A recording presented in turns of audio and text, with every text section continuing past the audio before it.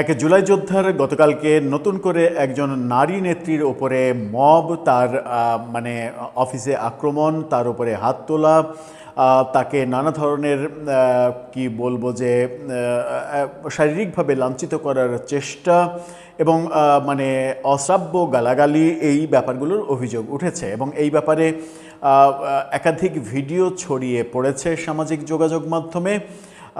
জুলাই যোদ্ধাদের দোষ দেয়া হচ্ছে এবং আনাস নামে একজন, সম্ভবত তার নাম, তিনি এই কাজটা, আয়াস তার নাম, তিনি এই কাজটা করেছেন, নেতৃত্ব দিয়েছেন, এই অভিযোগ উঠেছে। এবং সেই নারী নেত্রী শান্তা ফারজানা তিনি সংবাদ সম্মেলন করেছেন। সংবাদ সম্মেলন করে তাকে হত্যা চেষ্টা, ধর্ষণ চেষ্টা করা হয়েছে এরকম অভিযোগ করেছেন এবং তিনি জানিয়েছেন যে এই ব্যাপারে তিনি মামলা করবেন। হঠাৎ করে জুলাই যোদ্ধা পরিচয়ে আবারও মবের ঘটনা কেন ঘটল, কি করেছেন এই শান্তা ফারজানা, তার বিরুদ্ধে অভিযোগ কি? অভিযোগ যত গুরুতরই হোক না কেন, মব তৈরি করা, আবারও ইউনূস সরকারের চলে যাওয়ার পরে আবারও মব তৈরি করা এবং শারীরিকভাবে হেনস্থা করা একজন নারীকে, সেটা কি প্রত্যাশিত? নাকি কেউ যদি অপরাধ করে থাকে তার বিচার পুলিশের ওপরে ছেড়ে দিতে হবে আমাদের? চলুন একটু ভেতরে ঢোকার চেষ্টা করি, কি ঘটল, কোন অপরাধে আইন হাতে তোলার ঘটনাটা ঘটালেন জুলাই যোদ্ধা, যার রাজনৈতিক পরিচয়ে অনেকে অভিযোগ করছেন জামাতের রাজনীতির সঙ্গে তিনি জড়িত। থাকবেন পলিটিক্স টিভির নিয়মিত আয়োজনে।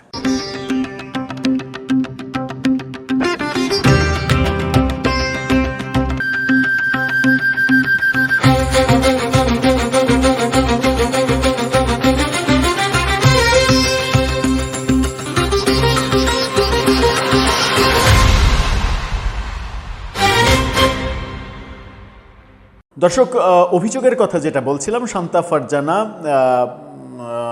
এই নারী নেত্রী, তার বিরুদ্ধে অভিযোগ হচ্ছে তিনি জুলাই নিয়ে কটূক্তি করেছেন এবং তার বিরুদ্ধে আরেকটা অভিযোগ যে তিনি বলেছেন বেগম রোকেয়া বিশ্ববিদ্যালয়ের রংপুরের যে ছাত্র আবু সাইদ পুলিশের গুলিতে মারা যায়নি, এরকম মন্তব্য করেছেন। এরকম মন্তব্যে বেজায় খেপেছেন জুলাই যোদ্ধারা এবং আমরা দেখেছি যে গণ অধিকার পরিষদের নেতা, যিনি এখন মোটামুটি দায়িত্বে আছেন এই সংগঠনের, ফারুক হাসান, তিনিও ফেসবুকে স্ট্যাটাস দিয়ে এই ব্যাপারটা সরকারকে কঠোর শাস্তি দিতে হবে এরকম বক্তব্য দিচ্ছেন এবং তার বক্তব্যে উঠে এসেছে যে আবু সাইদ পুলিশের গুলিতে মারা যায়নি, এরকম মন্তব্য করার জেরেই এই আয়াস জুলাই যোদ্ধা তিনি খেপেছেন। তাহলে কি ফারুক হাসান আয়াসের এই কর্মকাণ্ডকে বৈধতা দিতে চাইলেন? তার দলের প্রধান নেতা যখন সরকারের প্রতিমন্ত্রী হিসেবে দায়িত্ব পালন করছেন, তখন তার এই বক্তব্য কিন্তু খুবই গুরুত্বপূর্ণ।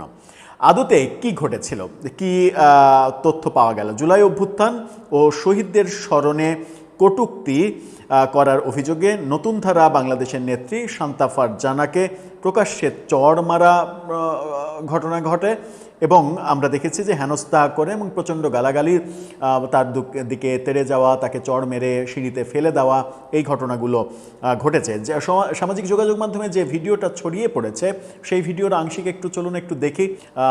শান্তা ফারজানা তিনি বাইরে ছিলেন, তার অফিস আক্রমণ করা হয়েছে, এই খবর যখন তার কাছে যায় তিনি বাইরে থাকা অবস্থাতেই সাংবাদিকদের সঙ্গে নিয়ে, মাল্টিমিডিয়া সাংবাদিকদের সঙ্গে নিয়ে সেই স্পটে যান, নিজের অফিসে যান, গিয়ে এরকম উদ্ভূত পরিস্থিতির শিকার হন এবং তার অফিস তালা লাগিয়ে দেওয়া হয়েছে, তার চেয়ারম্যানকে পেলে সেখানে মেরে ফেলা হতো, এরকম বক্তব্য দেওয়া হয়েছে।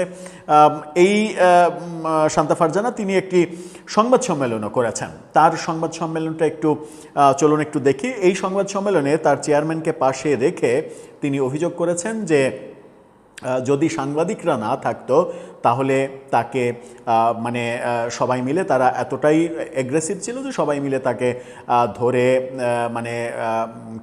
বিবস্ত্র করে তাকে ধর্ষণ করতো এবং তাকে হত্যা করতো, এরকম অভিযোগও তিনি করেছেন এবং তার চেয়ারম্যানকে হত্যার উদ্দেশ্যেই এখানে এসেছিল, এরকম বক্তব্য তিনি দিয়েছেন সংবাদ সম্মেলনে। তার বিরুদ্ধে অভিযোগ তিনি জুলাই নিয়ে অবমাননাকর বক্তব্য দিয়েছেন এবং ফারুক হাসান যেটা বলছেন, ফারুক হাসানের এই ফেসবুক ফেসবুক পোস্টটা আপনারা দেখে নিতে পারেন। সেই পোস্টটাতে তিনি দাবি করছেন যে, তার পোস্টটাই আমি একটু পড়তে চাই। তিনি বলছেন যে এই নারীর নাম ফারজানা, সে আজকে বলেছে শহীদ আবু সাঈদ নাকি পুলিশের গুলিতে মারা যাননি। কত বড় ধৃষ্টতা চিন্তা করা যায়। মাননীয় স্বরাষ্ট্রমন্ত্রী, এদের বিরুদ্ধে অ্যাকশন নিতে গড়িমসি কেন? আমাদের সহ্যের বাঁধ কিন্তু ভেঙে যাচ্ছে। আমাদের মধ্যে রাজনৈতিক মতবিরোধ থাকতে পারে, কিন্তু জুলাই গণ অভ্যুত্থানের প্রশ্নে আমরা ঐক্যবদ্ধ, আমরা আপোষ করব না, এরকম বক্তব্য তিনি দিয়েছেন।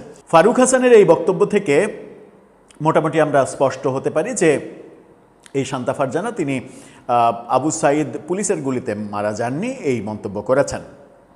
সেটা একজনের কি মানে আমরা তো এই কথা বলার স্বাধীনতার জন্যই শেখ হাসিনাকে তাড়িয়েছি, শেখ হাসিনাকে ফ্যাসিস্ট বলে তাকে দেশান্তরী করেছি।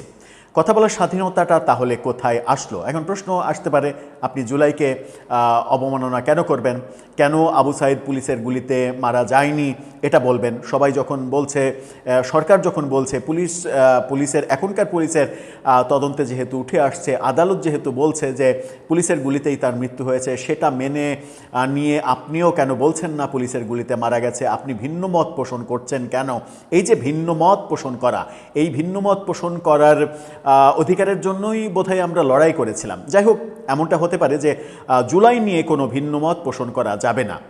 যে ন্যারেটিভ জুলাই যোদ্ধারা মানে বর্ণনা করবে, সেই ন্যারেটিভের সঙ্গে হুবহু জি স্যার, হ্যাঁ স্যার, আচ্ছা স্যার এভাবে বলতে হবে, নতুবা এরকম কর্মকাণ্ড হবে। ফারুক হাসান এটাকে সমর্থন করছেন। এখন মানে এটা মানে জুলাইকে নিয়ে কটূক্তি, এটা কোনোভাবেই মানে কি বলবো, সমীচীন নয়, এটা উচিত নয়। যারাই করছেন এটা উচিত নয়। এটা যেমন গ্রহণযোগ্য নয়, এটা যদি গ্রহণযোগ্য না হয় তাহলে তো তারাও প্রশ্ন তুলবে যে জুলাইকে একটা সরকার পতনের আন্দোলনকে নিয়ে যদি আমি ভিন্নমত পোষণ করি এবং তার জন্য যদি আমার উপরে মব হয় এবং সেটাকে যদি বাংলাদেশের রাজনীতিবিদরা সমর্থন করতে চায়, তাহলে প্রকাশ্যে যারা বলছেন যে 16ই ডিসেম্বর বিজয় দিবস মানি না, প্রকাশ্যে যারা বলছেন 26শে মার্চ বাংলাদেশের স্বাধীনতা দিবস না, প্রকাশ্যে যারা বলছেন 30 লক্ষ মানুষ মারা যায়নি, প্রকাশ্যে যারা বলছেন মুক্তিযোদ্ধারা 3 লক্ষ বিহারীকে হত্যা করেছে, সেই বিচার আমরা চাই, প্রকাশ্যে যারা বলছেন জাতীয় সঙ্গীত পাল্টে ফেলতে হবে, প্রকাশ্যে যারা বলছেন 72-এর সংবিধান মানি না, ওটা ছুঁড়ে ফেলতে হবে, এই ব্যাপারগুলো যখন মানে প্রকাশ্যে বলা হচ্ছে এবং 16ই ডিসেম্বরকে ভারতের মানে বিজয় দিবস হিসেবে বলা হচ্ছে যে এটা মূলত ভারত পাকিস্তানের যুদ্ধ, এই যুদ্ধে ভারত জিতেছে, এটা ভারতের বিজয় দিবস। এমনকি হাসনাত আবদুল্লাহকেও তো সরাসরি এই বক্তব্য দিতে শুনেছি যে 16ই ডিসেম্বর এটা আসলে ভারতের বিজয় দিবস। তো এগুলো যারা বলছেন, মহান মুক্তিযুদ্ধ নিয়ে একেবারে কি বলবো যে সীমাহীন কটূক্তি যারা করছেন, এরকম অধ্যত্ব যারা প্রকাশ করছেন প্রকাশ্যে এবং টেলিভিশন টক শোতে, তাদের ব্যাপারে ফারুক হাসানদের বক্তব্য কি, সেই প্রশ্ন পাল্টাপাল্টিভাবে কিন্তু এসে যাবে। সেই প্রশ্ন যখন অন্য পক্ষ করবে যে এটার তাহলে কি হবে, হ্যাঁ মেনে নিলাম, মেনে নেয়ারই কথা। মানে আমরা তো আমাদের প্ল্যাটফর্ম থেকে কোনোভাবেই কোনো ধরনের কটু কথা, আকথা, কুকথা এগুলোকে সমর্থন করতে চায় না। এটা সমর্থনযোগ্য নয়, জুলাই হোক, যে কোনো ব্যাপার হোক, এটা ভালো কালচার না। এখন আবু সাঈদের মৃত্যু নিয়ে কিভাবে তিনি কটূক্তি করেছেন তার বক্তব্যটা আমি শুনিনি। যদি এরকমভাবে নর্মালি বলেন যে আবু সাঈদের মৃত্যু পুলিশের গুলিতে হয়নি কিংবা এটা ভিন্ন কোনো কারণ আছে, এই বিতর্ক তো অনেক দিন থেকেই আছে, এই বিতর্ক তো 2 বছর থেকেই আমরা শুনছি। তো শান্তা ফারজানার এই বক্তব্যটা তো নতুন কোনো বক্তব্য না, এই বিতর্কের মাঝেই আমরা চলছি। সুতরাং মানে এটা কিভাবে মব করার উপাদান তৈরি করলো সেই প্রশ্নটা আসে। আবার ধরে নিলাম যে এটা অবশ্যই মানে সুকথা না, এরকম টিটকারি মারা, কটূক্তি করা, এটা জুলাই যোদ্ধাদের ইমোশনে লাগারই কথা, লাগবে। কিন্তু তাই বলে কি তারা মব করবে? তাই বলে একজন নারীকে শারীরিকভাবে লাঞ্ছিত করবে? তাই বলে তার অফিসে গিয়ে তার অফিসে তালা ঝুলিয়ে দেবে? এই ক্ষমতা রাষ্ট্র কি কারো হাতে তুলে দিয়েছে? আবার এই ব্যাপারগুলো ফারুক হাসান যখন সমর্থন করছেন, তখন আমরা দেখছি ফারুক হাসানের নেতা নুরুল হক নূর বিএনপি সরকারের মন্ত্রী, এবং এই আয়াস যার বিরুদ্ধে এই অভিযোগ উঠেছে, তার রাজনৈতিক পরিচয় অনেকে বলছেন যে তিনি জামাতের রাজনীতির সঙ্গে জড়িত। এবং একটা ছবি সামাজিক যোগাযোগ মাধ্যমে রীতিমতো ভাইরাল হয়েছে, যেখানে জামাতের আমির এবং সেক্রেটারি জেনারেলের একেবারেই পেছনে তিনি বসা। ছবিটা দেখে নিন, গোল বৃত্ত আঁকা এই ছবিতে। তার মানে হচ্ছে যে তিনি এই প্ল্যাটফর্মে জামাতের খুবই গুরুত্বপূর্ণ জায়গায় রয়েছেন। আমি জানি না তাদের কমিটি কিংবা কোনো দায়িত্বে আছেন কিনা, কিন্তু দলের যে খুবই গ্রহণযোগ্য একজন ব্যক্তি, সেটা তার এই চেয়ারের অবস্থান দেখেই বোঝা যায়। মানে বিএনপি সরকারের মন্ত্রী নুরুল হক নূর, তার আরেকজন নেতা ফারুক হাসান এই কর্মকাণ্ডকে, মবের কর্মকাণ্ডকে সমর্থন দিচ্ছেন। কিন্তু ফারুক হাসানের কাছে এর উত্তর আছে কি যে ব্যারিস্টার ফুয়াদ, শাহরিয়ার কবিররা যে অনর্গল মুক্তিযুদ্ধকে অপমাননা করছেন প্রতিনিয়ত, এবং 16ই ডিসেম্বর 26শে মার্চ এগুলো মানছেন না, এই ব্যাপারে কি তাহলে মানে ফারুক হাসান এরকম বলতে চান যে এটার ব্যাপারেও একটা মব হওয়া উচিত? মব কি গ্রহণযোগ্য? কোনোভাবেই তো নয়। যদি শান্তা ফারজানা অপরাধ করে থাকেন, তাহলে সেই ব্যাপারে আপনি থানাতে অভিযোগ করেন, থানা অভিযোগ না নিলে আদালতে অভিযোগ করেন, আইনি প্রক্রিয়ায় যাক, তদন্ত হোক যে তিনি কোনো খারাপ কাজ করেছেন কিনা, অপরাধ করেছেন কিনা, ফৌজদারি অপরাধ সেটা হয়েছে কিনা, তারপরে আইনিভাবে তাকে মোকাবেলা করেন। সেটা না করে যেটা মব হলো, সেই মবকে আপনি যখন সমর্থন করছেন, তখন কিন্তু জুলাই বিপ্লবই বিতর্কিত হবে। তখন অনেকেই বলার চেষ্টা করবেন যে জুলাই বিপ্লবের পক্ষে যারা বয়ান তৈরি করে তারা সবাই মবের পক্ষে। আদতে কি তাই? জুলাই বিপ্লবের পক্ষের সবাই কি মবের পক্ষে? মুষ্টিমেয় কিছু মানুষ, হয়তো কিছু ক্ষমতাধর মানুষ মবের পক্ষে। ব্যাপারটা বেশ মজার, ব্যাপারটা অনেক প্রশ্নের জন্ম দেবে। এবং প্রকাশ্যে একজন নারীকে যেভাবে হেনস্থা করা হলো শারীরিকভাবে, সেটা আপনার চরম শত্রু হলেও কোনোভাবেই গ্রহণযোগ্য নয়। আবার যখন আমরা এই দাবি করি যে 92% মুসলমানের দেশ, মানে এটা ধর্মনিরপেক্ষ দেশ না, এটা মুসলিম কান্ট্রি, তো মুসলিম কান্ট্রি যদি হবে, তাহলে মুসলিম কান্ট্রিকে একজন পুরুষ একজন নারীকে শারীরিকভাবে আঘাত করতে পারেন?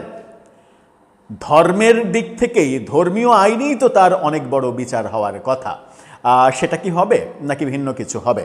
আদতে যা হচ্ছে আমাদের সমাজে, দুই পক্ষই যা করছেন, এই কাজগুলো ঠিক হচ্ছে না। জুলাইয়ের পক্ষের বয়ান তৈরি করা পক্ষ যা করছেন সেগুলো ঠিক হচ্ছে না, মারাত্মক ভুল হচ্ছে। আবার আওয়ামী লীগের পক্ষে কিংবা জুলাইয়ের বিপক্ষে যারা বয়ান তৈরি করার চেষ্টা করছেন, তারাও ঠিক করছেন না, ভুল করছেন। এই ভুলে ভুলে আমাদের ভুলের পাহাড় এতটা বড় হয়ে যাবে, সেই পাহাড়ের পাথর সরাতে কিন্তু আমাদের হিমশিম খেতে হবে। দর্শক, আপনার মতামত এ ব্যাপারে জানিয়ে লিখতে পারেন আমাদের কমেন্ট বক্সে।